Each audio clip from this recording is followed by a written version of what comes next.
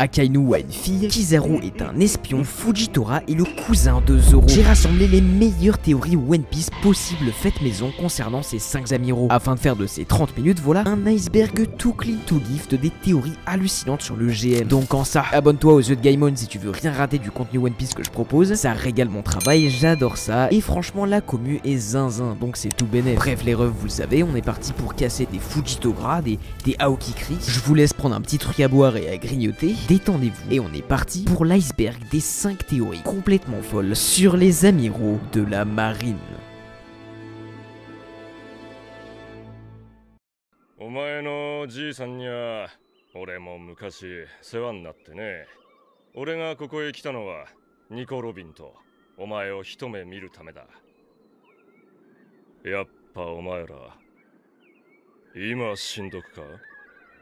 Aokiji est le fils de Brook.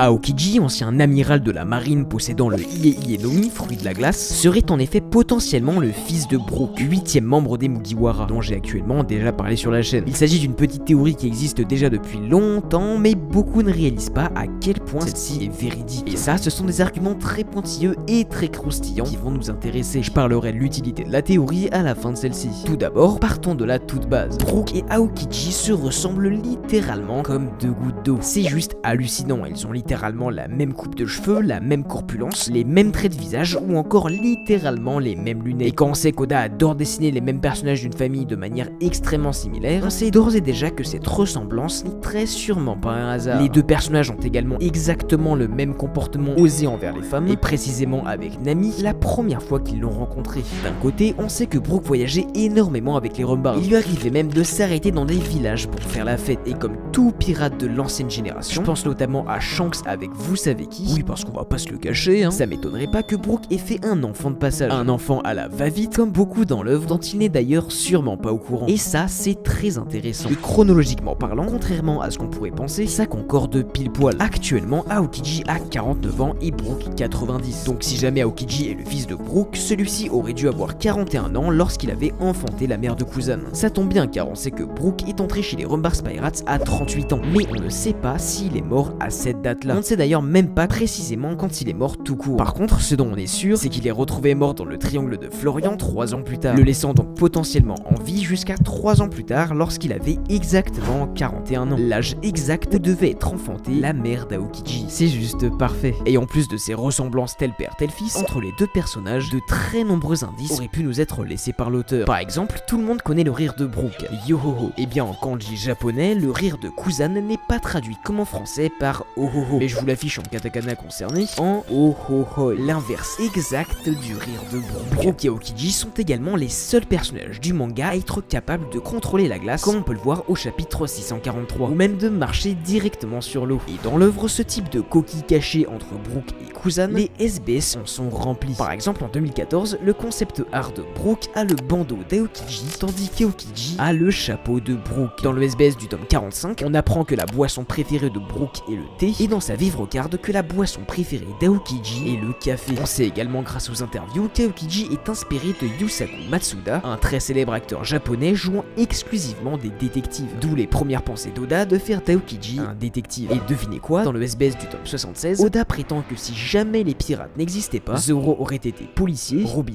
hôtesse de l'air et Brook aurait été détective. D'ailleurs, je ne sais pas si c'est un hasard, mais vous voyez le chapitre où Brook commence à raconter son passé à Franky et Robin, le 447. Et bien à l'envers, ça nous donne le chapitre 744 où est bizarrement représenté Aokiji. Évidemment, la seule couverture de tout One Piece sur laquelle Kuzan est représenté solo. Un chapitre qui fait écho au 886. Voilà comment ton père a choisi de vivre. Bref, connaissant Oda, vous l'avez très clairement vu, la possibilité n'est pas à écarter. Et honnêtement, ce serait super intéressant au niveau de l'intrigue et pour leur développement commun. Peut-être lors d'une future rencontre entre les deux personnages. わしが行こうか、杯。待て、ボルサリーノ。和の国にゃ未知の兵力がある。侍か。Akainu viendrait de Wano et aurait une fille.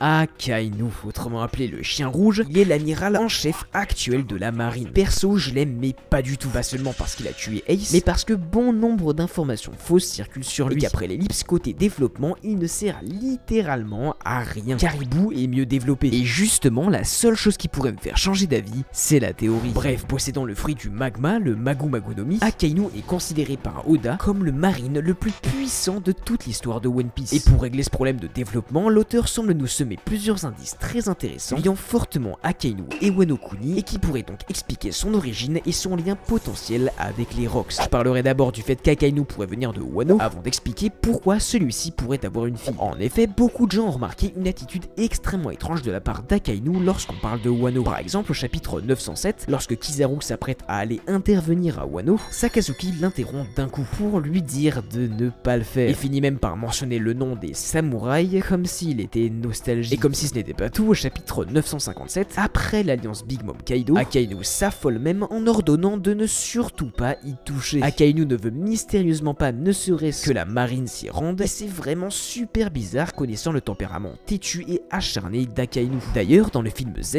Akainu est bizarrement représenté avec un sabre dans sa jeunesse, une méthode de combat typique des combattants de Wano. Et c'est pareil pour la première version qu'Oda avait dessinée de lui dans les livres cartes. Oda a d'ailleurs choisi de nommer la justice d'Akainu une justice absolue, et comme il le dit lui-même, éradiquer le mal à la racine, ou en japonais Aku Sokuzan, le nom exact du code d'honneur des Shinsengumi, un dérivé des samouraïs asiatiques dans les années 1840. Une inspiration également utilisée, vous l'avez compris, pour les samouraïs de Wano. Et en relisant l'arc Onigashima, je suis tombé sur une discussion avec Sengoku qui semble carrément aller dans ce sens. Akainu a un véritable lien avec Wano. En effet, au chapitre 957, lorsqu'Akainu interrompt la réunion du doyen, Sengoku commence à évoquer le sujet de Wano et d'un mystérieux pirate que semblerait connaître Sakazuki. Akainu semblant gêné, donne alors des informations sur Oden, et après un énième échange assez lourd en rapport avec le pays des Wa, Sengoku s'adresse à Akainu. Que tous les grands de ce monde soient liés à Wano, je trouve ça un peu gros comme coïncidence, n'est-ce pas Sakazuki? Et moi je trouve ça complètement ouf. Et là vous allez me dire, d'accord Gaimon, mais comment est-ce qu'il en est arrivé là? Eh bien certains théoriciens du Japon ont remarqué quelque chose au niveau de sa manière de parler. En effet, dans sa version japonaise, Oda a choisi de faire parler Akainu avec un langage nommé Hiroshima, un vieux langage japonais que seul lui semble posséder et qui est en littérature asiatique une dérivée directe du langage qu'utilisent les habitants du pays des Wa. Et pas n'importe lesquels, je vous laisse deviner. Il s'agit du langage des Yakuza, car si Akainu est lié à Wano, il est étrangement d'autant plus lié au célèbre Yakuza qui s'y trouve. Son nom, Sakazuki, veut littéralement dire en japonais tasse de saké. Et il faut savoir qu'au Japon, Sakazuki, c'est également le nom d'une énorme tradition d'Yakuza où l'on doit trinquer des coupes de saké pour officialiser son appartenance au groupe. Une tradition qu'on retrouve d'ailleurs à Wano, au chapitre 932, avec le chef des Yakuza, Denjiro et son groupe. Et je vous le dis, ça n'est pas un hasard. Sur la cover du chapitre 592, on peut d'ailleurs aisément observer Akainu et Kizaru dans un environnement encore une fois très asiatique. Mais ce qui est important de remarquer, c'est ce tatouage d'Akainu qui nous est teasé depuis son apparition mais qui n'avait jamais été révélé jusqu'à maintenant. Un tatouage fleuri qui ressemble comme deux gouttes d'eau à celui de Yogoro, le chef des Yakuza de Wano. Pour finir, il faudra attendre plusieurs années avant qu'Oda nous révèle dans un SBS l'acteur inspirant le personnage d'Akainu, Punta Sugawara. Les deux hommes partageant la même tenue, la même date de naissance et même leur propre nom, Sakazuki. L'acteur étant connu exclusivement pour sa trilogie de films très populaire au Japon où celui-ci joue un patron de Yakuza. Et enfin, c'est là que le raisonnement entre en jeu, puisqu'au chapitre 935, on apprend que dans le passé, il y avait 5 familles de Yakuza sur Wano en plus de Yogoro. Pourtant, une vingtaine d'années plus tard, au chapitre 952, on n'en observe que 4. Vous l'aurez compris, une famille de Yakuza a totalement disparu des radars. Or, on sait grâce au SBS du tome 96 et du tome 105 que Kozaburo, accompagné de 25 personnes, ont quitté Wano Kuni il y a 55 ans. Et ça tombe parfaitement puisqu'Akainu a actuellement 55 ans. Sakazuki aurait donc très sûrement pu être issu de cette famille. Akainu posséderait donc du sang issu de Wano et fut élevé depuis son plus jeune âge dans une famille de Yakuza. Akainu a sûrement vécu une enfance très difficile. D'une part quand il est représenté enfant par Oda dans des conditions extrêmement précaires, comme un orphelin, et d'autre part quand il parle du crime de déshonorer sa famille au chapitre 556. Une famille et un village qu'il aurait peut-être perdu contre des pirates étant enfant, un traumatisme expliquant ce torrent de haine qu'Akainu possède contre eux depuis tant d'années. D'ailleurs, Akainu semble extrêmement touché par l'ancienne génération de pirates. Il n'arrête pas de le rappeler. Lors de l'arc Marineford, il prétend même que le sang de toute la génération de Barbe Blanche est un véritable crime en lui-même. Ça n'est qu'une théorie de passage, mais pour moi, cette haine inconsidérée contre Barbe Blanche et les pirates de sa génération, il est très probable que le fameux équipage pirate qui ait assassiné son clan étant enfant soit justement l'équipage des Rocks. Des pirates décrits comme extrêmement violents, présents sur les mers il y a une quarantaine et il y a une cinquantaine d'années, à l'époque où Sakazuki était enfant. Et Barbe Blanche et Akainu semblent même l'insinuer mutuellement au chapitre 554. Barbe Blanche l'appelant étrangement gamin lave, lui rappelant des souvenirs de cette période où Akainu était enfant, et Akainu voulant venger sa famille, dit qu'il a toujours voulu égayer les funérailles de Newgate. Et justement, ce rapport avec la famille, et oui les gars, on enchaîne, Akainu en posséderait également un actuellement. Akainu aurait une fille, et ça a un rapport avec Wano. En effet, tout à l'heure je vous ai menti, en vous disant qu'Akainu était le seul personnage de One Piece parlant le langage d'Hiroshima. À vrai dire, ils sont deux,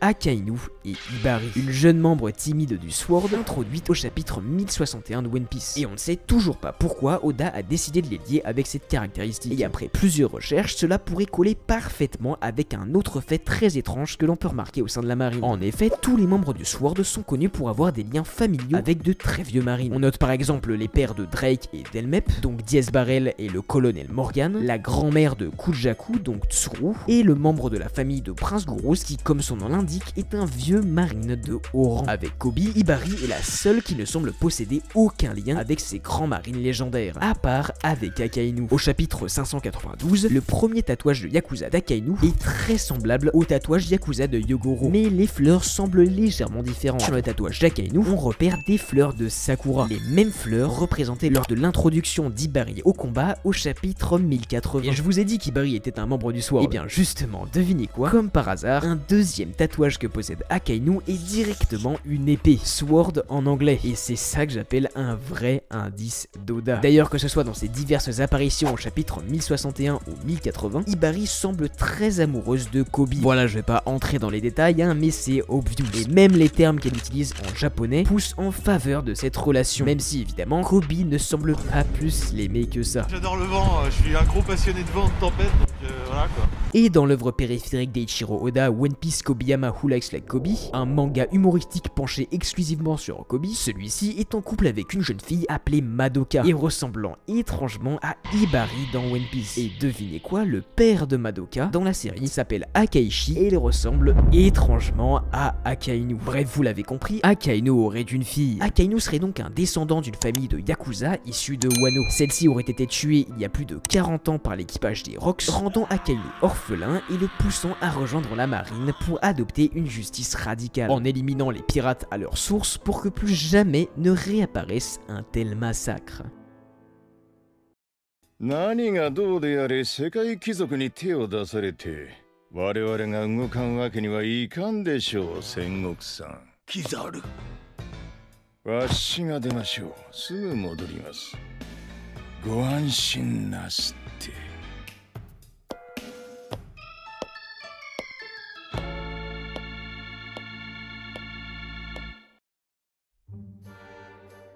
Kizaru est le boss secret de la pègre. Contrairement à Akainu, Kizaru le singe jaune est pour beaucoup l'amiral le plus stylé de tous les marines qu'on a vu jusqu'à maintenant. Borsalino est un amiral de la marine introduit au chapitre 504 de One Piece. Il mesure 3,02 m, possède les pouvoirs du Pika Pika no Mi, fruit de la lumière, et sa nonchalance perpétuelle en fait quelqu'un d'extrêmement mystérieux. Et de la même manière qu'Akainu aurait eu un passé plutôt horrible, Kizaru aurait également vécu une enfance très sombre. En effet, au SBS du tome 65, on peut observer tous les amiraux pré-ellipse de la marine quand ils étaient enfants. Et c'est assez mystérieux, mais la majorité d'entre eux semblent pauvres et démunis. Akainu est représenté blessé de partout avec des vêtements déchirés, Kizaru étudie pieds nus dehors dans le froid avec une table pétée, et enfin Aokiji est représenté seul, sans famille ni amis, d'une pauvreté sans égale. À partir de ces conditions précaires, on peut rapidement supposer que les trois amiraux étaient très certainement des orphelins, ayant été élevés dans des quartiers pauvres sans foi ni loi. Et selon moi, il y a de très fortes chances chance qu'ils aient été recrutés pile à ce moment-là par la marine, laissant place à leur soif de justice. En effet, depuis le chapitre 764 avec Rosinante, montrant Sengoku classant les dossiers d'orphelins dans les formations de jeunes soldats armés, on sait que le gouvernement mondial s'intéresse intensément aux jeunes enfants pour en faire de puissants marines. Au chapitre 867, Mère Caramel essaye même de vendre ses enfants dans le but de faire devenir certains d'entre eux des amiraux. Ainsi, si Aokiji n'a jamais eu la chance d'avoir les souvenirs d'une quelconque famille, actuellement en pleine quête d'identité, et si Akainu a vu sa propre famille mourir devant ses yeux, justifiant sa justice sanglante et absolue, Kizaru, lui, comme le dit Oda lui-même dans le SBS du tome 64, aurait été exactement entre les deux, d'où sa justice beaucoup plus centrale. C'est pour cela que je pense que Kizaru a bien grandi dans une sorte de famille, mais sans en être une véritablement. Kizaru ferait, en parallèle de son rôle d'amiral de la marine, également partie de la pègre, voire même en étant le boss originel, celui mentionné par Law au chapitre 698, dont personne ne connaît le nom. Je précise d'ailleurs que la pègre n'a rien à voir avec les Yakuza, et surtout dans le monde de One Piece. La pègre, également appelée communauté de l'ombre, est une structure humaine relativement stable constituée de plusieurs personnes, respectant les ordres d'un chef ou d'un comité de direction pour en faire des profits illicites par des méthodes illégales et souvent immorales. La pègre a toujours été profondément implantée dans le monde de One Piece, et possède notamment des connexions invraisemblables avec le GM, et on va y revenir tout à l'heure. Et Kizaru posséderait justement de très nombreux liens avec la pègre et le monde de la mafia, faisant de lui un personnage à double casquette, à la fois amiral en public et boss de la mafia dans l'ombre. En effet, sur sa vivre carte, on peut voir que le singe jaune est directement né à North Blue, l'endroit où, comme nous le prétend le chapitre 765, se situent tous les futurs mafieux du monde de One Piece. On sait également que le QG de l'ancienne pègre, qu'a repris la famille Don Quichotte pour devenir les plus puissants mafieux, se situe à North Blue, ainsi qu'absolument tous les barons de la pègre de North Blue, introduits au chapitre 860, intensément alliés au Vinsmoke, tous tout droit venus de North Blue. Kizaru a donc très sûrement passé la plupart de sa jeunesse aux côtés de véritables monstres, des soifs de profits immoraux, des trahisons, des meurtres, et c'est justement cette expérience qui fit sûrement perdre tout intérêt pour la justice à Kizaru. Borsalino n'a jamais vraiment pu comprendre ce qu'était la justice, ni même définir la sienne. Bref, Kizaru étant dès son plus jeune âge un enfant, comme dit dans sa vivre card, extrêmement doué au combat, pile ce que la marine recherche comme nous l'avons vu plus tôt, la pègre a sûrement choisi de l'envoyer pour en faire un agent double. La théorie voudrait alors que Kizaru évolua ensuite comme les deux autres au sein de la marine, entraîné par Zephyr, devenant vice-amiral puis amiral, et en parallèle gravissant petit à petit les échelons de la pègre jusqu'à même en devenir le boss. En effet, Oda nous aurait laissé d'autres indices parfois minces et parfois gros comme Big Mom pour nous y faire songer. Comme vous le savez, Kizaru est surnommé Borsalino depuis le chapitre 802. Un Borsalino est le nom donné au chapeau des chefs mafieux italiens dans les années 1940. Il est notamment utilisé par Carbone,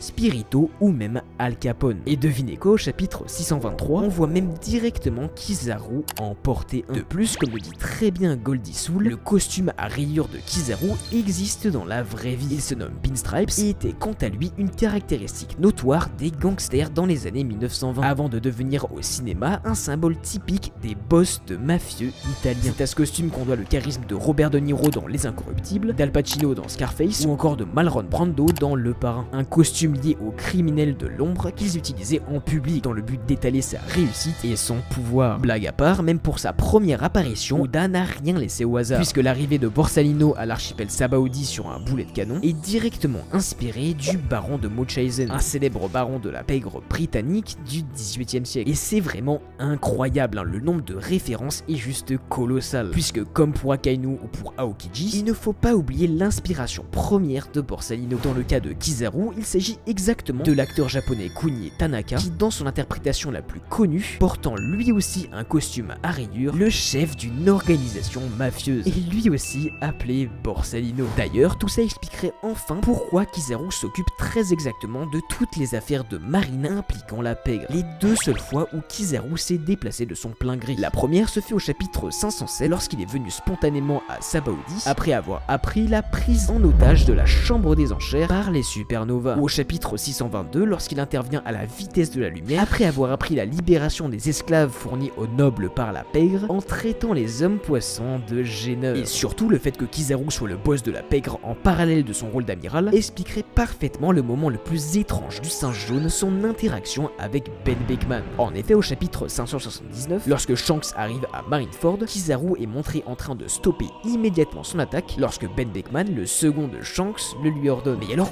pourquoi Shanks se semble avoir une telle influence sur Kizaru, l'homme à la double casquette? Eh bien l'explication de tout ça est simple, Shanks est un dragon céleste. Et encore une fois, pourquoi? Au chapitre 502, on apprend que les dragons célestes sont considérés comme les plus gros clients de la pègre, voire même comme des alliés. Shanks ayant un lien familial avec Garling Figarland, il est tout à fait normal que Kizaru a très sûrement préféré arrêter la bataille de peur de perdre leur atout. Et le pire, c'est que Kizaru le dit lui-même, si je ne les capture pas maintenant, nous perdrions la face devant les dragons célestes. De plus, cela expliquerait pourquoi Kizaru est obsédé par les dragons célestes. C'est une dinguerie, il en parle vraiment H24. Au chapitre 1054, Kizaru confie même à Akainu s'inquiéter pour San Carlos. Et au chapitre 504, Sengoku se trouve même gêné de l'importance que Kizaru consacre personnellement aux dragons célestes. Un atout utile en tant que boss de la pègre compte bien garder au fond de sa poche. Toutes les pièces du puzzle s'assemblent. À la manière d'un pack, Kizaru serait donc un amiral de la marine, servant honnêtement le GM tout en agissant dans l'ombre pour la pègre, dont il est secrètement depuis le début le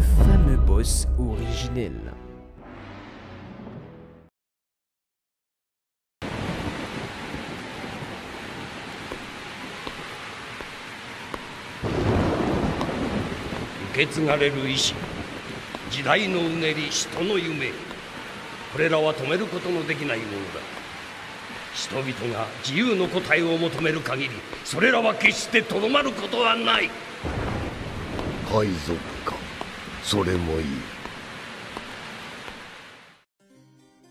Dragon, l'amiral déchu.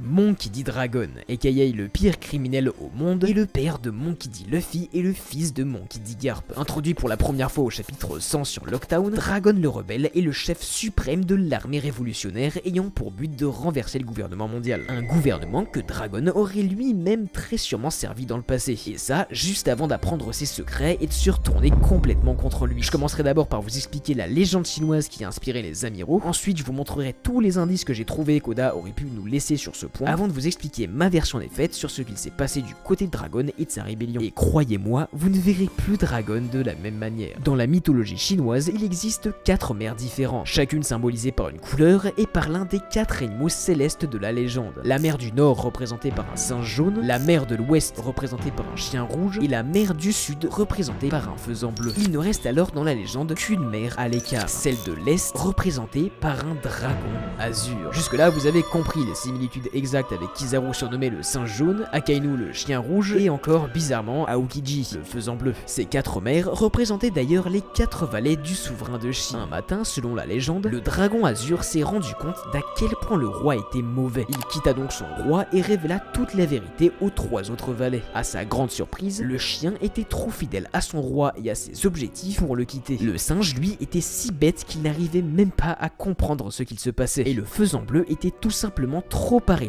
pour faire quelque chose. Et si Oda s'est clairement inspiré de ce mythe pour créer le nom des amiraux ainsi que pour leurs personnalités respectives, il est très naturel de penser à Dragon, pour le dragon en fait. En tant qu'amiral, Dragon aurait découvert à l'époque un énorme secret du gouvernement mondial qui a dû le chambouler complètement, d'où son revirement de bord catégorique et pourquoi Dragon est l'homme le plus recherché au monde. Dragon possède juste les informations les plus compromettantes pour le gouvernement mondial. Bref, depuis ce jour, il représente un vrai danger. D'ailleurs, dans la vivre carte de Dragon, Oda nous révèle 2 choses sur le passé de celui-ci. La première est la suivante. Un jour, Dragon a réalisé à quel point le monde était mauvais. Son devoir s'est alors transformé en une volonté de tout changer et de rendre le monde meilleur. Encore une fois, que ce soit par rapport au mythe ou à la découverte des secrets du GM par Dragon, ça concorderait merveilleusement bien. Et la deuxième chose, c'est que Monkey D. Dragon posséderait un énorme secret. Bon, merci Oda pour cette révélation, les plus surprenantes. Cependant, suite à cela, Oda précise une chose extrêmement étrange. Il dit que si ces hommes l'apprenaient, ce secret choquerait absolument tout le monde, mais qu'il surpasserait la nouvelle et continuerait de le suivre. Le secret étant très sûrement le fait qu'il ait été amiral de la marine dans le passé, la même marine contre laquelle sa propre armée se bat corps et âme depuis tant d'années. On connaîtrait donc ainsi le seul membre de la marine inconnu parmi les disciples de Zephyr sur le color spread du chapitre 691. C'est vrai, on a toujours su, notamment au chapitre 1083, que Dragon était très informé sur les secrets du gouvernement mondial. Et au cours du manga, les seuls membres du GM qui ont eu la chance de voir Dragon ont l'air de le connaître personnellement, que ce soit Smoker,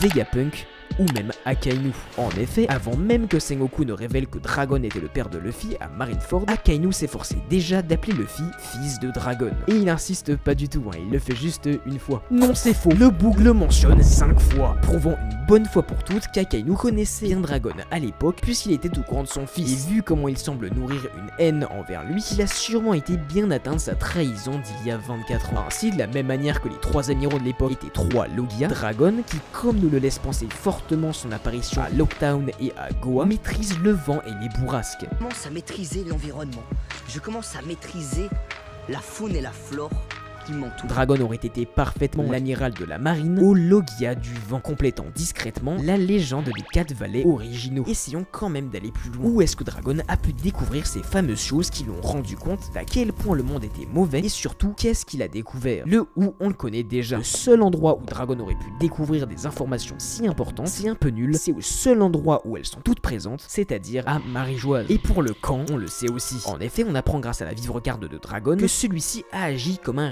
révolutionnaire pour la première fois il y a 24 ans. Et donc après un rapide calcul, si on se souvient bien, comme par hasard, juste après une rêverie, Dragon aurait donc été invité à Marijoise en qu'amiral il y a 24 ans de cela. Et un peu trop curieux, aurait découvert cette chose et peut-être même rencontré quelqu'un. Je vais pas entrer dans les détails, mais tout d'abord, ce que Dragon a vu ce jour-là ne peut pas être Im, car on sait que Dragon semblait extrêmement surpris lorsque Sabo lui a décrit son apparence à la rêverie. Ça n'est pas non plus une sorte d'arme antique comme Pluton ou Uranus que pourrait posséder le GM, car au chapitre 1086, Dragon ne savait même pas qu'elles étaient réelles. Il reste alors 2 choses à découvrir à Marijoise. D'abord, le gros secret des esclaves, et le sous-monde totalement horrible qui va avec, et ensuite, le trésor de Marijoise. À vos théories. Bref, Dragon aurait donc été le plus puissant des 4 amiraux originels, qui se serait du coup retourné contre le GM il y a 24 ans, et qui aurait découvert un secret tellement grand, qui serait devenu assez dangereux pour le GM, pour qu'il le qualifie directement du plus grand criminel du monde. 水曜戦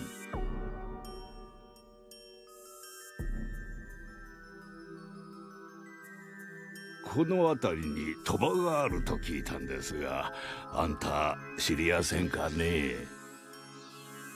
悪いなおっさん、俺もこの町は初めてだ。そこの店で聞いてみたらどうだ？おお、さいですか。ご親切にどうも。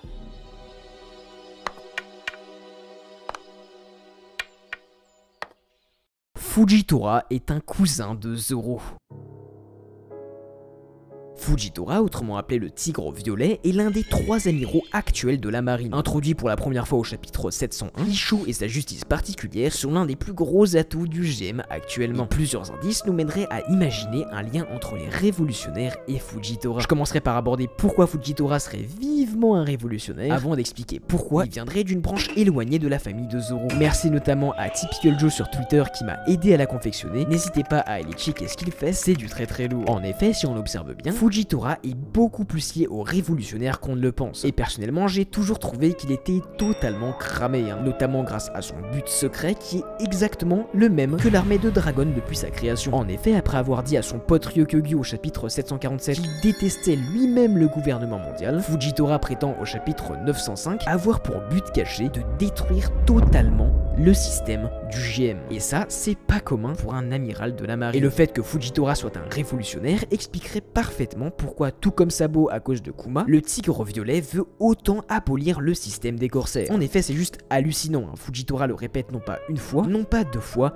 mais 3 fois. Au chapitre 735, 793 et 905. C'est presque trop beau. Et en plus d'aller clandestinement dans leur intérêt, le mec les a littéralement aidés à la rêverie, ce qui pour moi a fini de griller sa couverture en fait. C'est même plus une question. Il a réussi à détruire le système. Et oui, au chapitre 908, on apprend que Fujitora a une grande discussion secrète avec Cobra, juste avant que ce dernier n'abolisse le système des grands corsaires. Bizarre tout ça. Bref, à noter également que c'est pas la première fois que Fujitora semble aider les révos, puisque pendant qu'Aramaki avait le dos tourné, Jabura révèle au chapitre 1054 que Fujitora a même aidé littéralement l'armée révolutionnaire, furtivement, à libérer les esclaves, se retournant radicalement contre le GM. Bref, vous l'avez compris, énormément d'indices journalistes poussent à croire que Fujitora fait partie en secret des révolutionnaires depuis le départ, affirmant bel et bien un lien avec la famille Shimotsuki. Quand Fujitora parle rapidement de son enfance au chapitre 735, il révèle que par le passé, un certain royaume fut ravagé par des pirates. Vu le contexte, on peut alors facilement supposer que le royaume dont il parle est le sien. Une situation atroce et sanguinaire qui l'a justement poussé à se lancer dans cette quête de justice. Et ce qui est important ici, c'est le mot royaume, puisque beaucoup d'îles et de pays ont été attaqués dans le passé. Mais le seul royaume que nous connaissons ayant été attaqué par des pirates il y a plus de 50 ans, puisque Fujitora a actuellement 56 ans, et bien ce fut le royaume de Goa, aka